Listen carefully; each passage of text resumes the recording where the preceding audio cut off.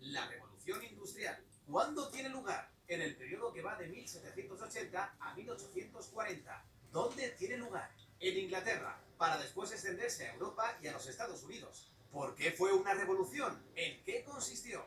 Desde el Neolítico, esto es, 10.000 años antes del siglo XVIII, la humanidad no había experimentado una serie de transformaciones tan importantes en cuanto a su economía, su productividad, aparición de nuevas tecnologías que conllevó a una transformación profunda de la sociedad. En el Neolítico se aprendió a plantar, aparece la agricultura, domesticar a los animales, apareció la ganadería. Las sociedades ya no necesitan ser nómadas para subsistir, por lo que el hombre se hace sedentario y recolector, pudiendo almacenar el excedente. Surge un nuevo modelo de organización social con la aparición de ciudades y de nuevas civilizaciones. Con la revolución industrial se va a vivir otro salto cualitativo en la forma de vivir. Se va a pasar de un sistema rural de producción manual, basado en la agricultura, a un sistema de producción industrial en las ciudades. Vamos a desgranar cómo van apareciendo estos cambios. Nos situamos en la segunda mitad del siglo XVIII. En Inglaterra, las 13 colonias británicas en América acaban de independizarse, hecho que marca el inicio de la edad contemporánea. Es la época de las revoluciones liberales y el derrocamiento del antiguo régimen.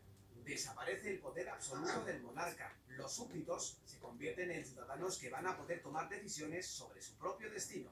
Desaparece la brecha social entre los privilegiados y el pueblo llano, por el surgimiento de una nueva clase social, la burguesía, una clase revolucionaria enfrentada a los estamentos de los privilegiados. ¿Por qué la revolución industrial comienza en Inglaterra? En Inglaterra se había instaurado 100 años antes el sistema parlamentario, definido ideológicamente por el liberalismo de John Locke, basado en la división de poderes, la economía de mercado y la libertad individual. Este modelo fue copiado después por Estados Unidos, Francia, España y es el modelo que se usa hoy en día en casi todos los países democráticos. Este sistema presta un nivel de seguridad jurídica que proporcionaba suficientes garantías para el empresario privado. Ello sumado a una mentalidad protestante más abierta que en otros países del sur de Europa, un periodo de paz dentro de Gran Bretaña, un buen sistema bancario, cierto equilibrio monetario y la ausencia de inflación hacen que se den las condiciones para que aparezca el capitalismo y con ello la revolución de la industria. Inglaterra también tenía una posición geoestratégica privilegiada. Poseía una gran flota naval que dominaba los mares. Controlaba, entre otros, los territorios del subcontinente indio, fuente importante de materias primas para su industria, como el algodón que alimentaba la industria textil. El proletariado. Con el nacimiento de la burguesía nace también el proletariado, los trabajadores o clase obrera que carece de propiedades y medios de producción, por lo que, para subsistir, se ve obligada a arrendar sus fuerzas de trabajo a la burguesía propietaria de los medios de producción. Las condiciones laborales de los trabajadores eran todavía muy precarias, con largas jornadas de trabajo y malas condiciones sanitarias. Pese a esto, supusieron un gran avance respecto a épocas anteriores. Hubo un éxodo del campo a las ciudades. Las grandes ciudades mejoraron su alcantarillado y mejoraron las condiciones de salubridad. Se redujeron las epidemias y Edward Jenner descubrió la primera vacuna contra la viruela. Se redujo la mortalidad infantil. La consecuencia fue una gran explosión demográfica. En un siglo se triplicó la población del país. Aumentó la esperanza de vida de los 35 a los 50. El capitalismo trajo progreso y el salario medio en Inglaterra se duplicó. Los precios bajaron y mejoró sustancialmente la calidad de vida. Aunque el nivel de vida mejoró en el cómputo general, los grandes beneficiarios fueron los burgueses, que pasan de ser una clase social revolucionaria a una clase acomodada. La burguesía, cuya situación de privilegio social se basa fundamentalmente en la fortuna, desplaza definitivamente a la aristocracia terrateniente, cuyos privilegios estaban en su origen o en sus vínculos de sangre. Pero el nivel de vida de la clase obrera todavía tendría un amplio margen de mejora, y si no, que se lo digan a Karl Marx. ¿Cuál fue el principal avance tecnológico de la revolución industrial? La máquina de vapor fue un invento que perfeccionó el ingeniero escocés James Watt.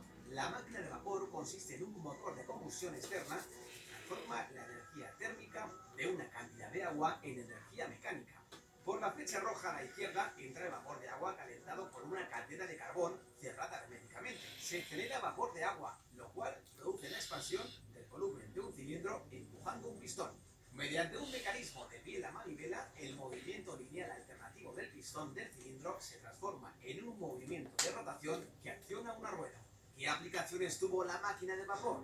La introducción de la máquina de vapor en las distintas industrias fue el paso definitivo en el éxito de la revolución industrial, pues su uso significó un aumento espectacular de la capacidad de producción.